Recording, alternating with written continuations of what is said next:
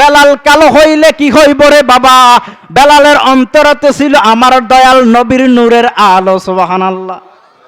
আমার নবী একটা ডাক দিয়ে কয়, বেলাল রে, কি এমন আমল করো রে বেলাল, যেই আমলের কারণে আমি দয়াল নবীজি জান্নাতের মধ্যে তুমি বেলালের পায়ের আওয়াজ শুনতে পাই। সুবহানাল্লাহ। বেলাল একটা ডাক দিয়া কয়, নবী গো, তেমন কোন আমল আমার নাই। ইয়া রাসূলুল্লাহ, ইয়া হাবিবাল্লাহ, নবী গো, তেমন কোন আমল আমি করি না।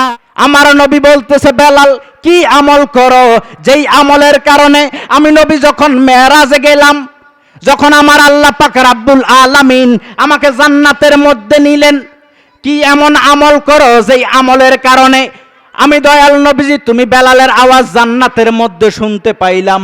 আমার বেলাল ডাক দিয়া কয়, নবী গো, তেমন কোন আমল আমার নাই।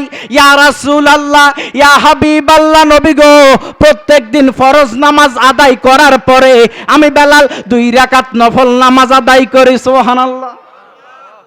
আমার নবী ডাক দিয়া কয়, বেলাল রে, এই নফল নামাজ কেন আদায় করো? বেলাল একটা ডাক দিয়া কয়, নবী গো, নফল নামাজ আদায় করার একটাই উদ্দেশ্য, আপনি নবীর সামনে সুন্দর সুন্দর সাহাবারা বসে থাকে, আমি বেলাল তো সুন্দর নয়, আমি তো হইলাম কালো।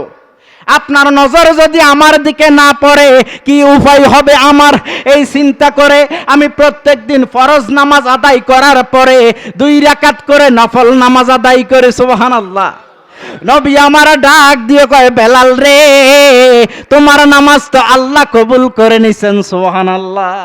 এই বেলাল যদি আমার নবীর প্রতি মুহাব্বতের সহিত নবীর দিদার পাওয়ার আশায় নামাজ পড়তে পারে, আমরা ওই নামাজ পড়ার দরকার আছে কি নাই?